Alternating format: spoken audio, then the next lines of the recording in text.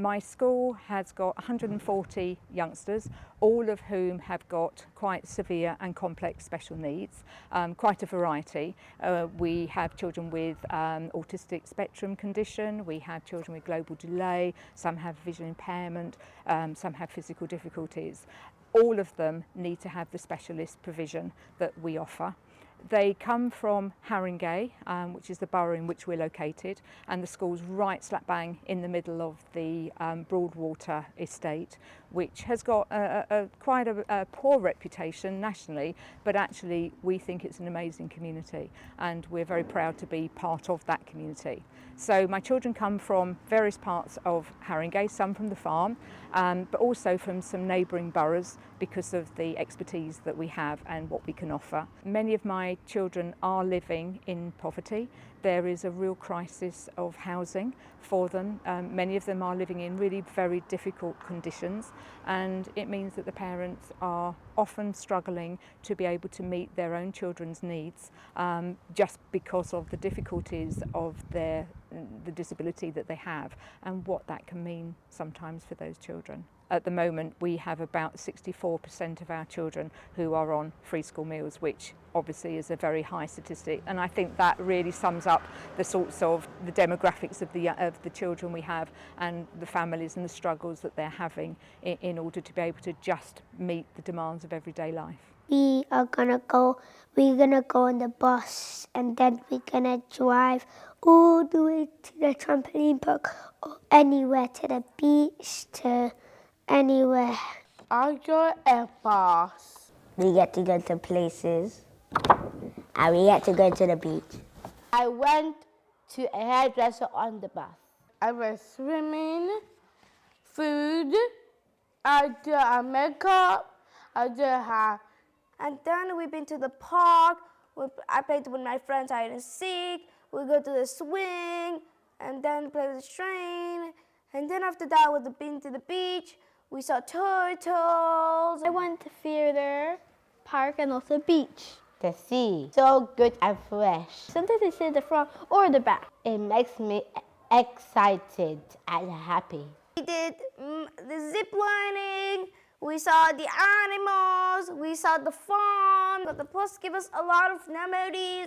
All of us together singing. It's really fun, and I get to sit next to my two best friends. Thank you for giving on the bus. I'm really happy, thank you. But we all know that unless we had a bus, we couldn't have gone all the way to Wales. We couldn't have gone to that special park and been able to do all the sliding. The bus gives the kids a sense of community and freedom, because it's like you're in your own space. And being on the bus, it was like you could dance freely. No one will judge because they're like you're expressing yourself. And I identify myself as someone with a disability, and it's part of me, but it's not everything about me. I would sum it up by saying it's a lifeline, because one of our jobs is to expose our children to experiences that it's not possible perhaps for them to have. So what we're able to do is we're able to open this amazing horizon of opportunities. The fact that they're able to go far farther than being in Haringey is also amazing. For some of our children, they've never been to the seaside, and so once a year on the bus, off they go, and just watching them see this expanse of sea. They love water, but they haven't seen water as much as that. They certainly haven't felt sand. And yeah, they're used to eating ice creams, but not on a beach. And I don't think I can put a price on what that means, because it gives them a whole enrichment of experiences. And it also means when they see things on the television, they can identify with those a great deal more. It also exposes them to the community, and I think that has a symbiotic relationship. It helps the community understand what my children need. They are absolutely adorable, and that helps the community to say, oh, I don't need to be worried about this. I can understand, because when they're in the supermarket and they're learning how to choose food, they're learning how to pay for it, that's actually helping them to be part of the community, but it's also helping them for when they get older, when they leave us, and they leave us when they're 11, 12, but actually they're going to be adults. So our job is to help them.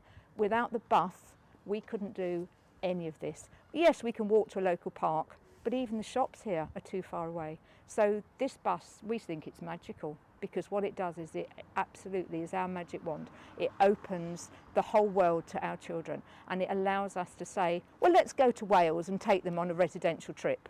How could we do that without the bus? We couldn't put them on a train, they couldn't cope. So for us, it gives them the opportunity to just have experiences that we think are their right, but actually other circumstances make it difficult for that to happen. If they just could see the impact they've had on thousands and thousands of children, and it is life-changing.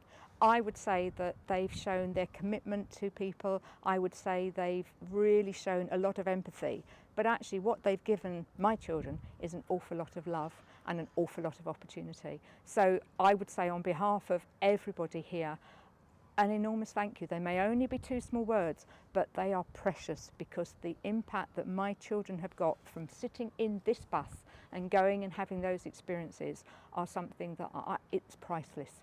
So just thank you, thank you, thank you. Roll across the ocean, roll across the sea, rolling through my heart to build community. Roll across the ocean, roll across the sea, rolling through my heart to build